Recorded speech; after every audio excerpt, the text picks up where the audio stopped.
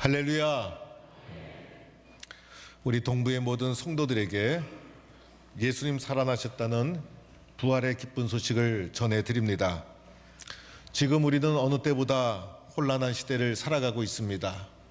그 어느 때보다도 갈등이 첨예해야 된 시대, 그래서 대한민국의 내일을 걱정하지 않을 수 없는 시대를 살아가고 있습니다.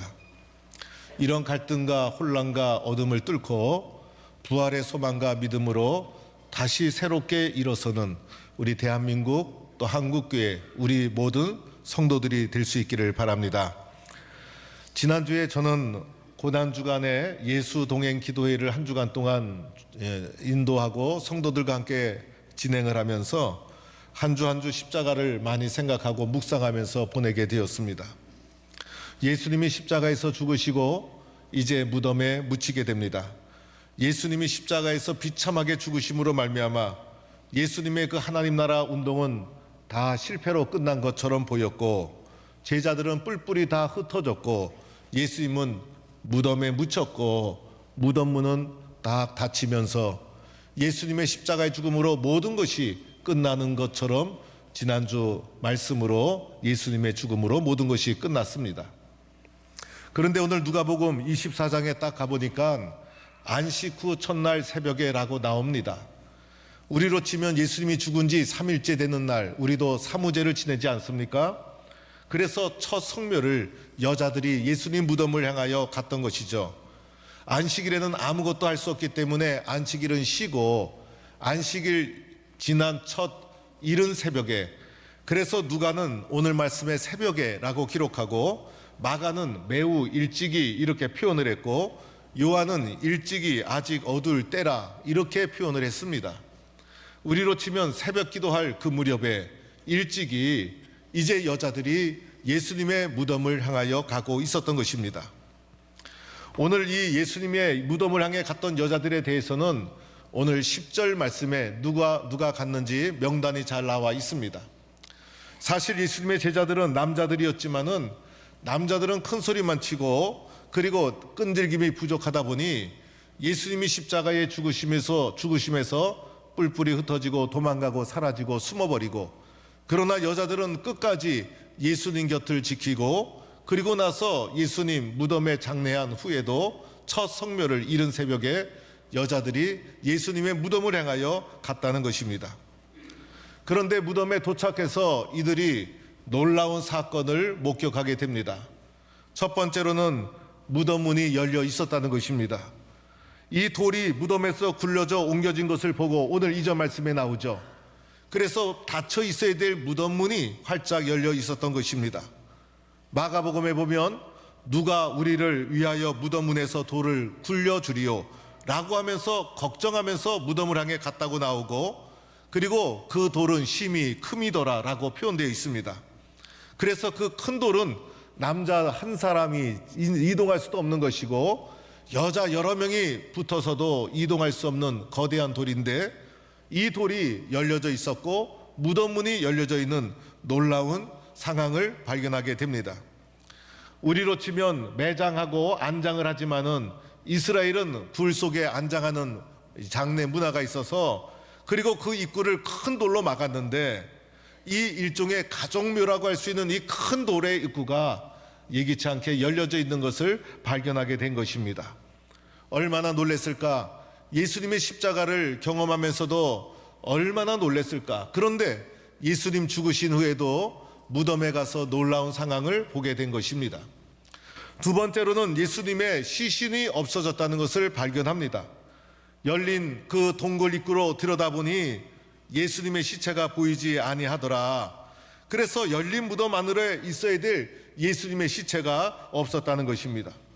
예수님의 시체를 위하여 사용할 향품까지 다 준비해 왔는데 예수님의 시체가 없어졌으니 이 일을 어떻게 하겠습니까? 예수님이 죽으실 때도 슬퍼하고 그리고 가슴 아팠는데 예수님은 죽어서도 편안히 잠들지 못한 상태가 되었고, 이 시체를 누가 훔쳐갔는가, 너무나 충격적인 일을 만나게 된 것입니다. 이렇게 무덤을 향해 갔던 여자들이 예수님의 빈 무덤을 발견하게 된 것입니다. 무덤 문이 열려 있고 시체가 없어졌으니 이 일을 어떻게 하겠습니까? 그래서 오늘 4절 말씀에 보니 이 일로 인하여 근심하게 되었더라. 여기서 말하는 근심은 잠깐의 근심이 아니라 길을 찾지 못했다는 것입니다. 너무나 상황과 환경이 충격적이어서 무슨 일을 해야 될지, 어떻게 문제를 풀어나가야 될지 근심하며 길을 찾지 못하는 상황이 되고 말았다는 것입니다. 마태복음에는 이 상황을 무서워하여 이렇게 표현하고 있고, 그래서 오늘 이 여자들이 무덤에 가서 부딪힌 이 상황을 보고 무서움과 근심과 두려움 속에 빠져서 이 일을 어떻게 하나 방향을 찾지 못하고 두려움 속에 깊이 빠져 있었다는 것입니다. 이때 문득 그들이 놀라운 것을 보게 됩니다. 찬란한 옷을 입은 두 사람이 곁에 서 있는 것을 보게 된 것입니다. 이 두 사람은 증인의 숫자를 말하는 것이죠.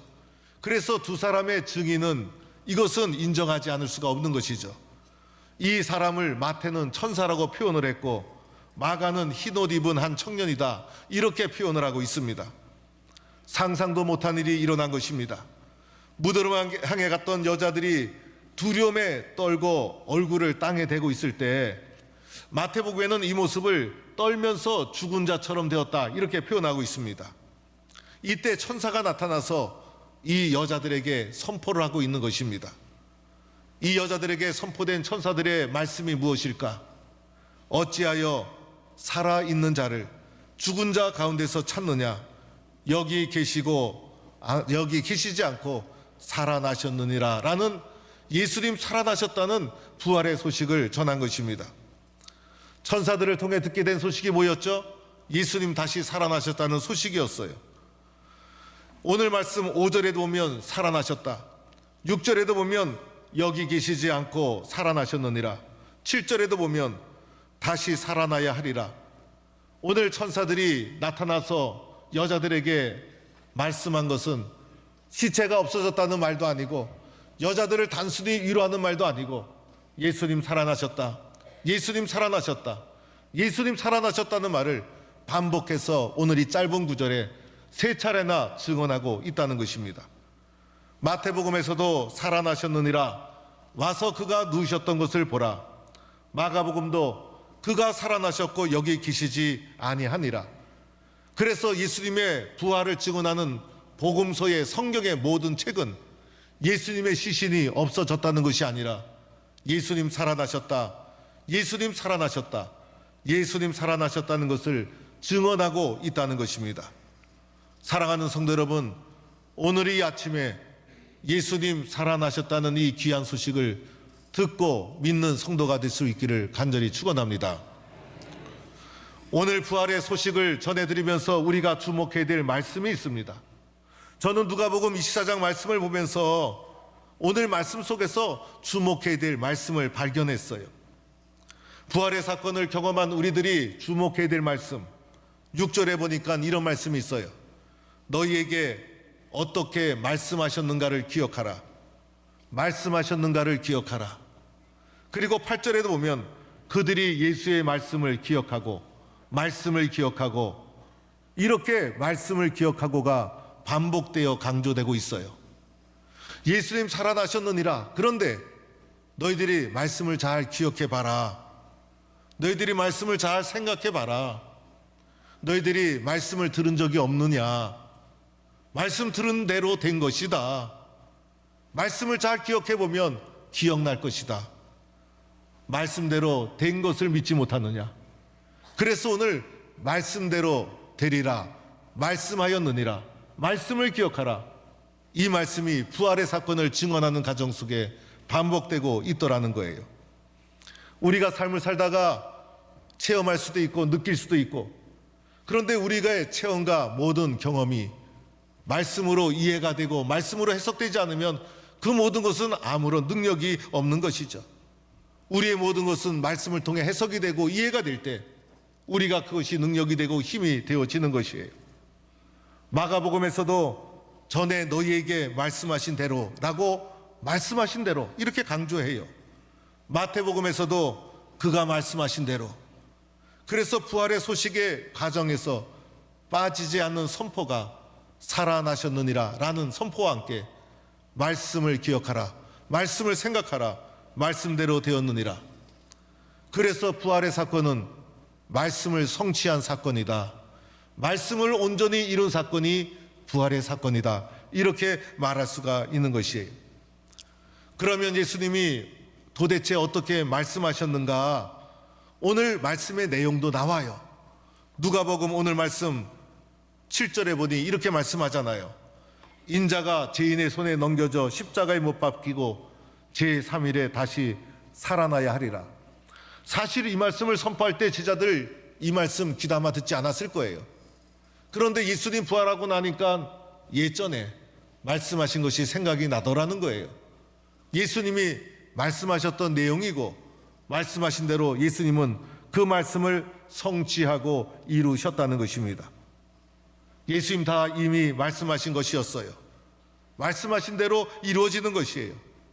우리가 이 세상에 살면서 꼭 붙잡아야 될 것이 있죠. 하나님의 말씀을 기억하고 그 말씀을 붙잡는 겁니다. 우리는 연약한 존재예요. 상대적인 존재예요. 오늘 이 세상의 모든 혼란과 갈등이 어디서 옵니까? 상대적인 존재인 나를 절대적인 존재로 착각하고 있기 때문인 것이죠. 그래서 우리는 환경과 상황 속에서 내가 상대적인 존재라는 것을 기억하고 절대적인 진리의 말씀, 하나님의 말씀을 붙잡고 말씀대로 될 줄로 믿고 말씀대로 믿고 말씀으로 환경과 상황을 이겨나가는 거예요. 그것이 믿음의 사람들이 걸어가야 될 마음의 자세요, 믿음의 내용이 아니겠습니까? 사랑하는 성도 여러분, 우리 기독교는 부활의 종교라고 합니다. 세상의 어느 종교가 부활을 증언하고 부활을 가르쳐 줍니까? 기독교만이 부활의 종교인 거예요. 기독교의 생명은 부활에 있는 거예요. 부활이 빠지면 기독교의 신앙의 생명력이 다 죽어버리는 거예요. 기독교는 부활의 종교이기 때문에 핍박도 이기고 십자가도 이기고 죽음도 이기고 환경과 상황을 뚫고 생명으로 다시 일어나는 것이 기독교의 부활의 생명력이라 할 수가 있는 것이에요. 내가 신앙의 경험이 많고 지식이 많아도 내 심령 속에 부활의 신앙이 없다면 아무것도 아니에요. 내가 꼭 붙잡아야 될 것, 놓지 말아야 될 것, 부활의 신앙, 부활의 생명력, 부활하신 예수님에 대한 믿음, 이 신앙의 고백을 단단히 붙잡고 일어서는 성도가 될 수 있기를 축원합니다. 이런 부활의 신앙을 가지고 살아가는 사람이 가져야 될 신앙의 내용이 있어요. 오늘 말씀을 중심으로 말씀드리면 세 가지를 말씀드리고 싶어요. 첫째는 부활의 신앙을 가진 사람은요, 근심과 두려움을 기쁨으로 바꿔나갑니다. 오늘 여자들이 그랬죠. 무덤을 향해 갔을 때 근심하며 갔어요. 향품을 준비해서 시체에 사용될 것으로 가지고 갔어요. 예수님의 열린 무덤을 보고 두려웠어요. 예수님의 시체가 없어진 걸 보고 걱정하고 두려움으로 떨며 근심하고 있었어요. 이 상황을 어떻게 헤쳐나갈까? 근심과 두려움. 여러분, 우리의 인생 자체가 근심과 두려움의 연속 아닙니까? 근심과 두려움으로부터 벗어나지 못하는 것이 우리의 인생 아닙니까? 그런데 부활하신 예수님은 근심과 두려움 속에 있는 우리들에게 다가오셔서 기쁨을 주셨다는 것이에요. 그래서 부활의 신앙인은 세상이 주는 근심과 두려움을 물리치고 기쁨으로 일어서는 자가 부활의 신앙인인 줄로 믿습니다. 이렇게 우리는 살아가는 거예요. 요한복음에 보면 예수님이 부활하신 예수님이 제자들 가운데 나타나셨을 때 제자들이 기뻐하더라. 얼마나 기뻤을까? 그리고 이어서서 예수님의 그들에게 주신 선물이 있었어요. 너희에게 평강이 있을지어다. 부활하신 예수님을 만난 사람은 마음속에 기쁨이 넘치고 평강이 있는 거예요. 세상이 빼앗아갈 수 없는 기쁨과 평강으로 세상의 근심과 두려움을 다 물리치는 성도들, 그것이 부활의 신앙인이라는 거예요. 두 번째로는 부활의 신앙인은요, 말씀대로 믿는 신앙인이에요. 그렇죠, 여러분. 오늘 부활의 사건을 우리에게 보여주면서 반복되는 말씀을 기억하라, 말씀을 생각하라, 말씀대로 이루어진다. 말씀을 믿는 거예요. 그래서 부활 신앙인들은 말씀 중심의 신앙생활, 나를 믿지 말고 말씀을 믿는 거예요. 나를 의지하지 말고 하나님의 말씀을 의지하는 거예요. 말씀을 통해 부활하신 예수님 만나는 거예요. 말씀대로 이루어진 것이 부활 신앙이에요.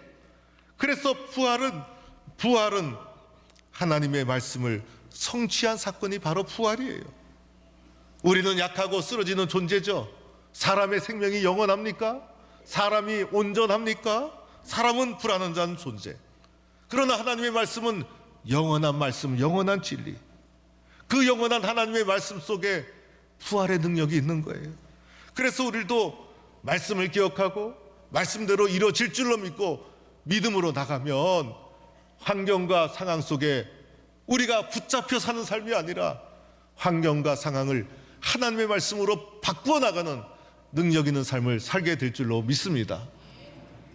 세 번째로는요, 부활하신 예수를 전하는 자가 되어야 하는 거예요. 부활보다 더 큰 기쁨이 어디 있겠어요? 부활보다 더 큰 감격이 어디 있겠어요?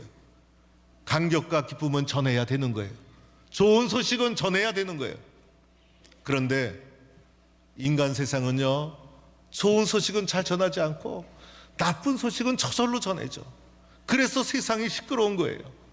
그런데 부활의 기쁨을 맛본 우리들 전해야 되는 거예요. 오늘 말씀에도 보면 여자들이 무덤에서 돌아가 이 모든 것을 11사도와 다른 모든 이에게 알렸어요. 이 여자들이 돌아가서는 알리지 않고 있었더라면 어떻게 되었을까? 알렸어요. 전했어요. 전파했어요. 그러자 베드로가 어떻게 되었습니까? 일어나 무덤으로 달려갔어요. 그런데 다른 제자들은요, 허탄하게 들려갖고 믿지 않았다는 거예요. 여러분, 그럴 수 있죠. 그러나 믿던 안 믿던 듣던 안 듣던 경험한 자는 전해야 되는 거예요. 마침내 베드로가 달려가 보니 그 된 일을 보고 열린 무덤과 빈 무덤을 보고 놀랍게 여겼다. 놀랍게 여겼다는 것은 긍정적으로 놀라워하면서 믿음의 마음으로 수용하게 되었다는 거예요. 그 결과 어떻게 되었어요?